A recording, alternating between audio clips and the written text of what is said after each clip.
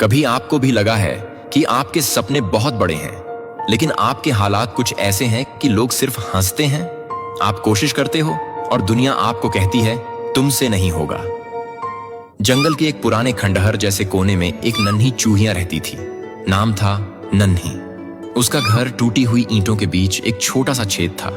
रात को ठंडी हवा उस छेद से सीटी बजाती थी और बारिश का पानी उसके बिस्तर को बहा ले जाता था। नन्ही हर दिन खाने के लिए जूझती, कभी टूटी रोटी का टुकड़ा, कभी सूखा बीज, बस इतना ही उसका भोजन होता।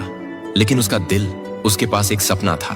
मैं ऐसी कहानियां सुनाऊंगी जो जंगल के सबसे बड़े जानवर को भी सोचने पर मजबूर कर दें। जब भी नन्ही अपनी कहानियों की बात करती, जंगल के जानवर हंसते।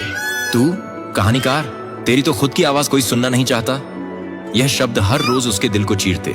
कभी कभी नन्ही रात को अकेली बैठकर रोती। वो सोचती, शायद सब सही कह रहे हैं, शायद मैं सच में किसी काम की नहीं।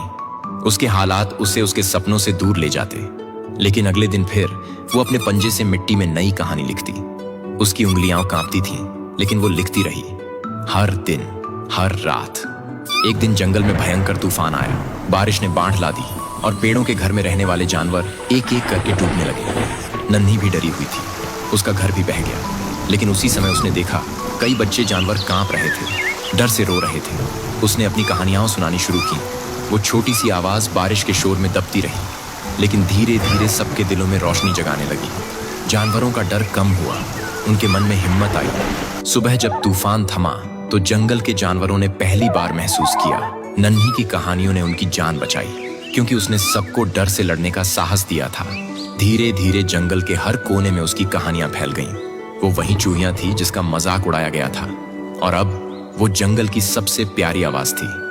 लोग आपको छोटा कहेंगे, हालात आपको तोड़ेंगे, लेकिन अगर आप अपनी सच्चाई पर टिके रहो तो वही आवाज जो कभी दबाई गई थी, एक दिन सबसे ऊंची गूंज बनेगी।